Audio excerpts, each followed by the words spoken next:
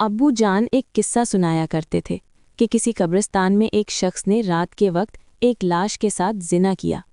اس وقت کا بادشاہ ایک نیک صفت انسان تھا۔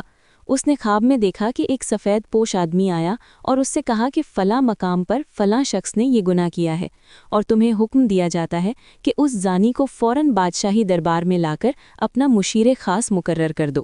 بادشاہ نے وجہ پوچھنی چاہی تو فوراً خواب ٹوٹ گیا۔ بادشاہ گہری سوچ میں پڑ گیا۔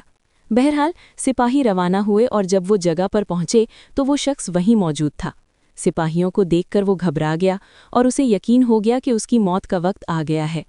اسے بادشاہ کے سامنے پیش کیا گیا۔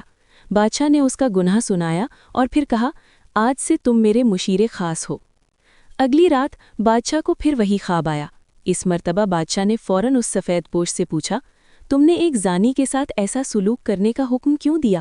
سفید پوش نے کہا، اللہ کو اس کا گناہ سخت ناپسند آیا، چنانچہ کیونکہ اس کی موت کا وقت ابھی نہیں آیا تھا اس لیے تمہیں کہا گیا کہ اسے مشیر بنا دو تاکہ وہ عیش و عشرت میں پڑ جائے اور کبھی اپنے گناہ پر ندامت کے ساتھ معافی نہ مانگ سکے، کیونکہ اس کی سزا آخرت میں طے کر دی گئی ہے۔ وہ مرتے دم تک عیش میں ڈوبا رہے گا، بلکہ خوش ہوگا کہ جس گناہ پر اسے سزا ملنی چاہیے تھی اسی گناہ پر اسے اعلیٰ عہدہ مل گیا۔ اس طرح اسے گمراہی میں رکھنا ہی مقصد تھا۔ اتنا کہہ کر ابو اٹھے، میرے سر پر ہاتھ رکھا اور کہا، بیٹا، جب گناہوں پر آسانی ملنے لگے تو سمجھ لینا کہ آخرت خراب ہو چکی ہے اور تم پر توبہ کے دروازے بند کر دیے گئے ہیں۔